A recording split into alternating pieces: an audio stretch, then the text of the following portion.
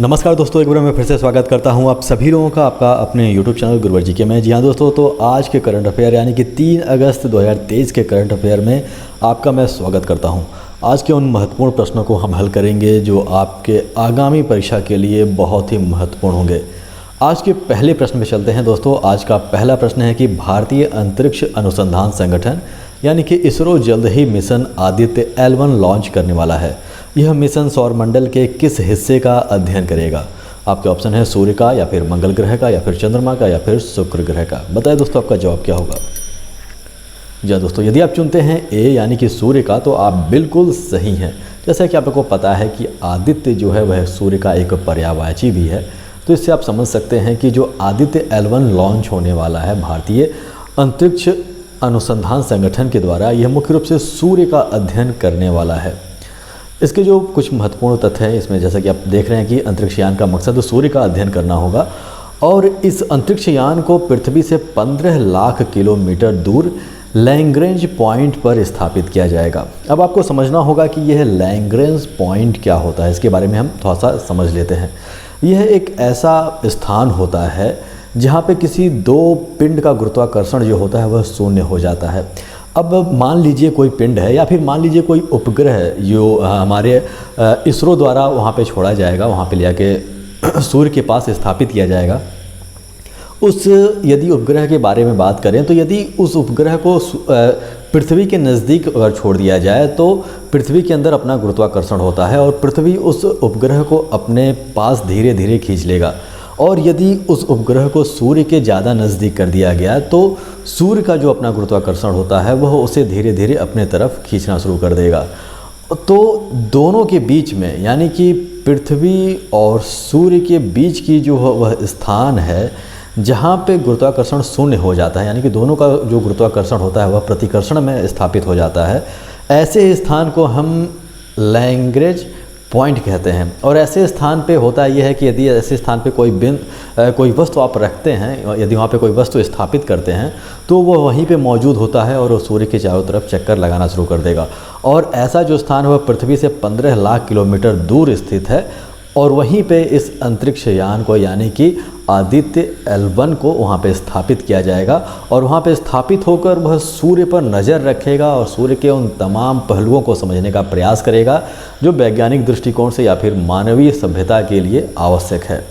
दोस्तों अगला प्रश्न है, इसरो के आदित्य L1 मिशन को किस लॉन्चिंग व्हीकल से लॉन्च किया जाएगा? PSLV C-57 या फिर PSLV C-65 या फिर PSLV C-55 या फिर पवन C-56। बताएं दोस्तों आपका जवाब क्या होगा। जी हाँ दोस्तों, उसका जवाब हो जाएगा PSLV C-57 यानी कि ए, इसका ऑप्शन सही होगा। यानी कि इसरो के आदित्य L1 को लॉन्चिंग व्हीकल, जिस लॉन्चिंग व्हीकल के इस्तेमाल से इसको ऊपर ले जाया जाएगा वह PSLV C-57 है।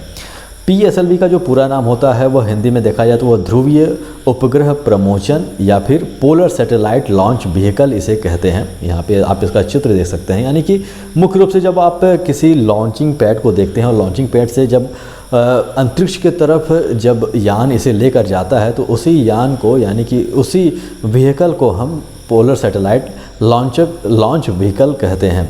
PSLV 57 हरिकोटा अंतरिक्ष केंद्र से उड़ान भरेगा और यह सूर्य की तरफ उड़ान भरेगा और लगभग 15 लाख किलोमीटर तक यह उड़ान भर के उस कक्षा में स्थापित हो जाएगा जहाँ पे यह सूर्य के चारों तरफ घूमेगा और वहाँ से सूर्य के तमाम जो भी जानकारी होगी वह हमें प्रदान करने में सहायक होगा।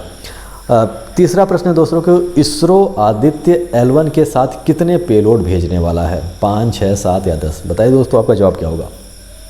जी हाँ दोस्तों, उसका जवाब हो जाएगा C यानी कि 7। यानी कि इसरो आदित्य L1 के साथ 7 पेलोड भेजने वाला है। अब पेलोड को हम समझ लेते हैं कि पेलोड का जो हिंदी मतलब होता है वह नीत भार होता है। उपग्रह के साथ भेजे जाने वाला वैज्ञानिक या तकनीकी उपकरण को पेलोड कहते हैं।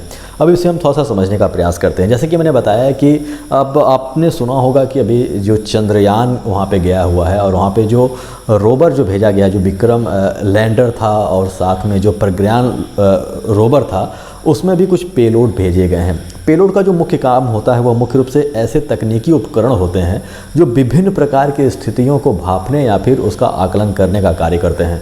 मान लीजिए आप किसी अंतरिक्ष में या फिर किसी स्थान पर, किसी विशेष स्थान पर आप किसी स्थान का तापमान मापना चाहते हैं तो तापमान मापने के लिए जो उपकरण उस सैटेलाइट में लगाया जाएगा उसे हम एक प्रकार का पेलोड कहेंगे। यदि कोई ऐसा उपकरण आपने लगाया है जो मुख्य रूप से जल के बारे में पता लगाए तो वह एक अलग प्रकार का पेलोड कहा जाता है। तो इसे ही हम पेलोड का नाम देते हैं, जिसे हम लोग हिंदी में नीत भार कहते हैं।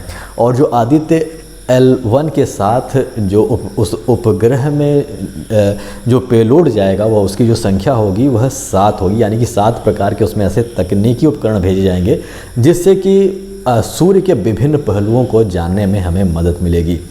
अगला प्रश्न है दोस्तों कि रूस के वर्तमान विदेश मंत्री का क्या नाम है? एंड्री कोजीरेव या फिर एवगेनी प्रेमाको या फिर इगोन इवानोव या फिर सर्गेई लावरोव? बताइए दोस्तों आपका जवाब क्या होगा? जी दोस्तों, उसका जवाब हो जाएगा सर्गेई लावरोव। अब यह प्रश्न क्यों उत्पन्न हुआ, यह प्रश्न क्यों आया, इसके बारे में हम थोड़ा सा समझ लेते हैं। यहाँ पे इनका चित्र जो आप देख सकते हैं, यह रूस के विदेश मंत्री हैं यानी कि सर्गेई लावरोव। और आप जैसा कि जानते हैं कि भारत इस बार G20 शिखर सम्मेलन की अध्यक्षता कर रहा है और G20 शिखर सम्मेलन मुख्य रूप से 9 और 10 सितंबर को दिल्ली में होने वाला है। इनका नाम इसलिए आ रहा है क्योंकि जैसा कि आप लोग जानते हैं कि ये रूस के विदेश मंत्री हैं और इस समय रूस में आप लोग जानते हैं कि स्थिति कैसी है, वहाँ पे युद्ध का माहौल बना हुआ है और वहाँ के जो मुख्य रूप से राष्ट्रपति हैं व्लादिमीर पुतिन, वो विभिन्न प्रकार की जो भी सम्मेलन है वहाँ पे हिस्सा नहीं ले पा रहे हैं, बहुत स्थानों पे नहीं जा पा रहे हैं। उनके अपने कारण हो सकते हैं और उनका प्रतिनिधित्व करने के लिए विदेश मंत्री जो वहाँ के हैं रूस के सर्गेई लावरोव, यह भारत आने वाले हैं, इसलिए इनका नाम महत्वपूर्ण हो जाता है क्योंकि हो सकता है कि परीक्षा में इनसे संबंधित जानकारी आपसे पूछी जा सके। दोस्तों अगला क्वेश्चन यह है कि भारत सरकार के जल शक्ति मंत्रालय द्वारा जारी हालिया आंकड़ों के अनुसार वर्ष 2017 में 63.3% की तुलना में वर्ष 2022 में भूजल का दोहन कितना प्रतिशत रहा? 73%, 60% या फिर 68% या फिर 58%? बताइए दोस्तों आपका जवाब क्या होगा? जी दोस्तों, यदि आप जवाब देते हैं 60% तो आप बिल्कुल सही हैं। आप इस प्रश्न को थोड़ा सा समझने का प्रयास कीजिए।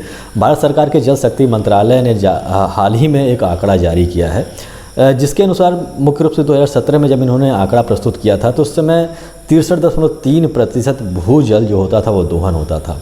यानी कि हर वर्ष की बात करें तो पृथ्वी के अंदर जितना भी जल मौजूद था उसका 63.3% हम लोग प्रयोग कर लेते थे, यानी कि ज़मीन से निकाल लेते थे। जो भूमि जल जो होता है, जो भूजल होता है, जो भूमिगत जल होता है उसका 63% हम लोग यूज़ करते थे। लेकिन 2022 में जब हम इसे देखते हैं, इसका आंकड़ा निकालते हैं तो हमें पता चलता है कि इसमें कुछ कमी हुई है, जो कि 3.3% की कमी उसमें देखी गई है, यानी कि 60% हम दोहन कर रहे हैं। यानी कि ये एक प्रकार का एक अच्छा संकेत है क्योंकि इसमें कमी हो रही है, यानी कि भूमिगत जो जल है उसका प्रयोग हम कम कर रहे हैं। तो कहीं ना कहीं भविष्य के लिए हम पानी को बचा रहे हैं। हालांकि यह जो आंकड़ा है 3.3% का जो घटा हुआ है यह बहुत अधिक तो नहीं है, लेकिन फिर भी हम कह सकते हैं कि चलिए बहुत कुछ ना से बेहतर कुछ बेहतर ही है ये। तो आप ये समझ लीजिए कि इस समय जो है वह हम मुख्य रूप से हम 60% प्रयोग कर ले रहे हैं पानी का। दोस्तों अगला प्रश्न है कि सरकार के जल शक्ति मंत्रालय के ताज़ा आंकड़ों के अनुसार भारत का कौन सा राज्य रिचार्ज की तुलना में सबसे अधिक भूजल दोहन कर रहा है? पंजाब, हरियाणा, उत्तर प्रदेश या फिर महाराष्ट्र? बताइए दोस्तों आपका जवाब क्या होगा? जी हाँ दोस्तों, यदि आप जवाब देते हैं ए पंजाब तो आप बिल्कुल सही हैं। जी हाँ दोस्तों, पंजाब एक ऐसा राज्य है जहाँ पे भारत में सबसे ज़्यादा जो है भूजल दोहन किया जा रहा है। रिचार्ज का मतलब आप लोग को समझना होगा। रिचार्ज का मतलब आप इस प्रकार से समझ सकते हैं कि जो हमारा भूमिगत जल होता है उसका स्रोत कहाँ से होता है। जब देखिए बारिश होती है बरसात के मौसम में तो हमारी धरती जो है वह पानी को सोख कर अपने अंदर समाहित कर लेती है, जिसे हम सामान्य तौर पे भूजल कहते हैं। अब मुख्य रूप से होता ये है कि कई प्रदेश ऐसे होते हैं या फिर कई स्थान ऐसे होते हैं जहाँ पे जितना भूजल मौजूद होता है, यानी कि जितना रिचार्ज वो हो रहा है उससे अधिक वह अपना इस्तेमाल करने के लिए निकालने लगते हैं, तो उसका जो भूजल दोहन होता है वो बहुत अधिक होता है। और पंजाब इस क्षेत्र में सबसे आगे है। यदि आंकड़ों की बात करें तो यहाँ पे देखिए पंजाब 172% भूजल का दोहन करता है, राजस्थान 137% का, दिल्ली भी 137 और हरियाणा 133% का।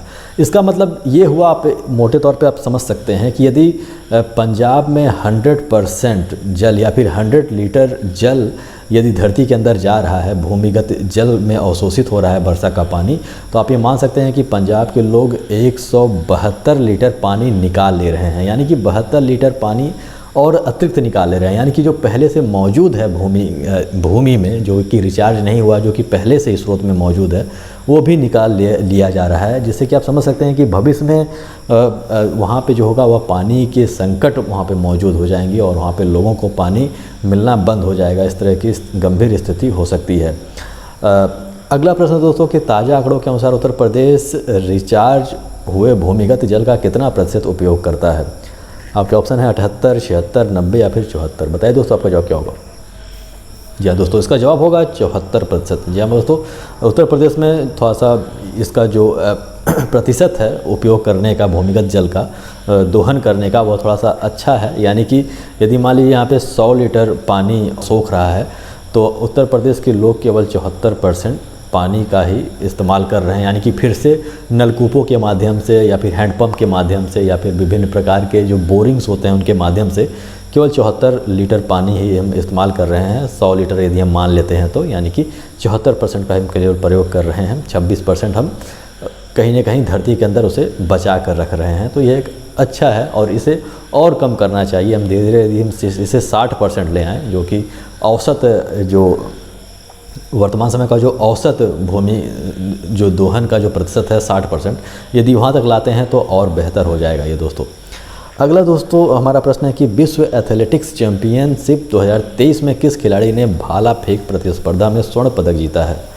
अरशद नदीम या फिर नीरज चोपड़ा या फिर अभिनव बिंद्रा या फिर नरेंद्र मोदी? बताइए दोस्तों आपका जवाब क्या होगा?